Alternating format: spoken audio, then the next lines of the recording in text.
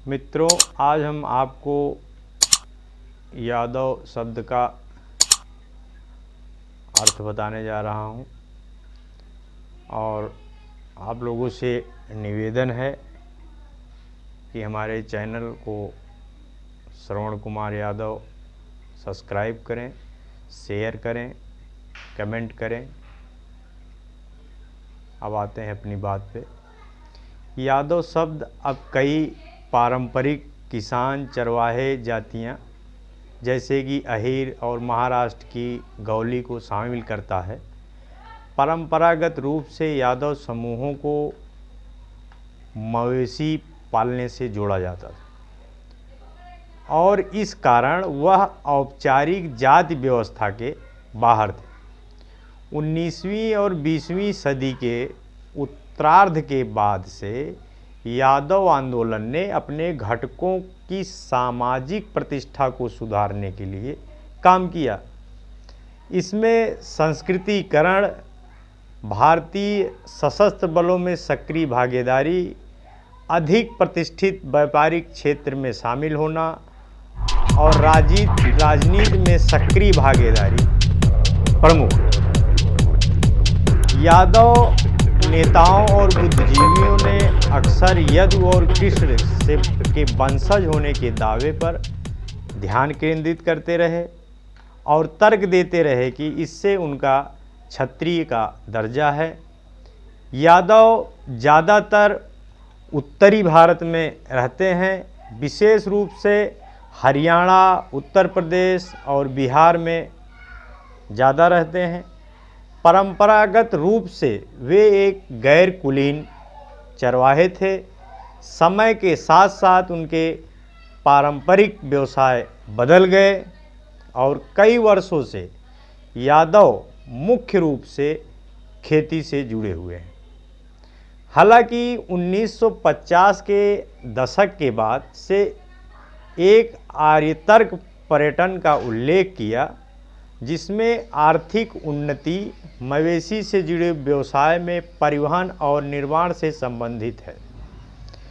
सेना और पुलिस उत्तर भारत में अन्य पारंपरिक रोजगार के अवसर रहे और हाल ही में उस क्षेत्र में सरकारी रोजगार भी महत्वपूर्ण हो गया। उनका मानना है कि भूमि सुधार कानून के परिणाम स्वरूप सकारात्मक भेदभाव के उपाय और लाभ कम से कम कुछ क्षेत्रों में महत्वपूर्ण कारक हैं। उत्तर भारत में अधिकांश पहलवान यादव जाति के हैं।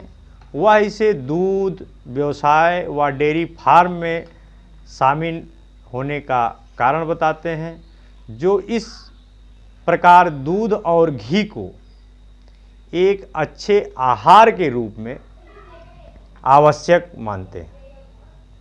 यद्यपि यादव विभिन्न क्षेत्रों में जनसंख्या में काफ़ी अनुपात रखते हैं।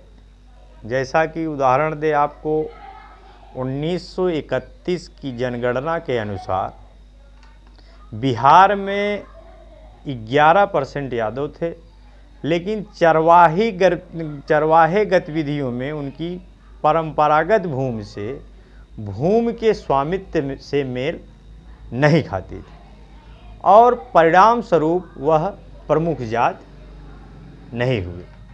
उनकी पारंपरिक स्थिति को जाफर लोट निम्न जाति के किसानों के रूप में वर्णित किया। यादवों का पारंपरिक दृष्टिकोण शांतिपूर्ण रहा, जबकि गायों के साथ उनका विशेष संबंध एवं कृष्ण के बारे में उनकी मान्यताएं हिंदू धर्म में विशेष महत्व रखती हैं।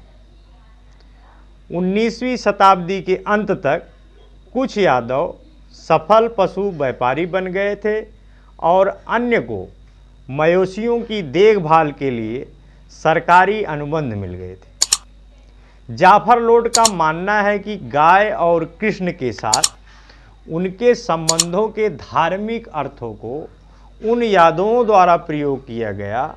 राव बहादुर बलबीर सिंह ने 1910 में अहीर यादव क्षत्रिय महासभा की स्थापना की, जिसमें कहा कि अहीर वर्ण व्यवस्था में क्षत्रिय थे, यादव के वंशज थे और वास्तव में यादवों के नाम से जाने वाले समुदाय के संस्कीकरण के लिए आंदोलन में विशेष महत्व आर्य समाज की भूमिका थी, जिसके प्रतिनिधि 1890 के दशक के अंत से राव बहादुर के परिवार से जुड़े थे। हालांकि स्वामी दयानंद सरस्वती द्वारा स्थापित इस आंदोलन ने एक जाति पदानुक्रम का समर्थन किया और साथ साथ इनके समर्थकों का मानना था कि जाति का वंश के बजाय योग्यता पर निर्धारित किया जाना चाहिए। इसलिए उन्होंने पारंपरिक विरासत में मिली जाति व्यवस्था को धाता बताने के लिए यादवों को यज्ञोपवीतम को अपनाने के लिए प्रोत्साहित भी किया।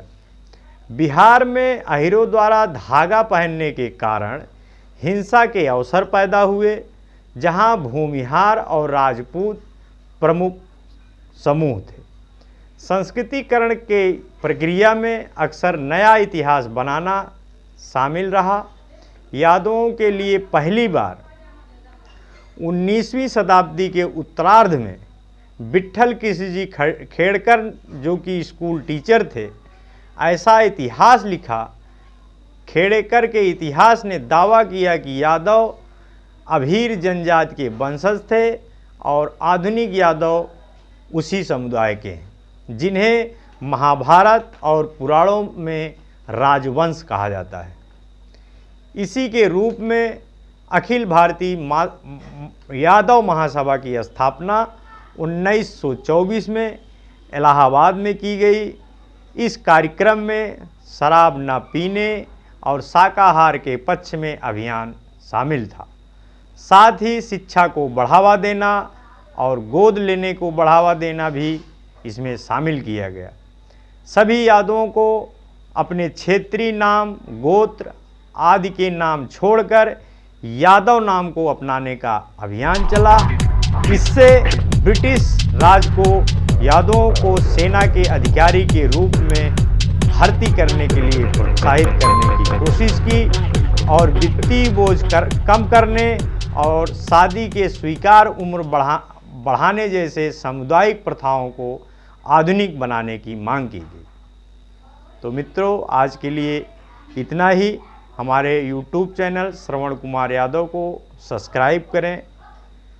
हमारा ये YouTube channel Bahujan Samaj, OBC, दलित और अल्पसंख्यकों के लिए आवाज़ बुलंद करता है। जय भीम, जय भारत, जय संविधान, जय समाजवाद। धन्यवाद।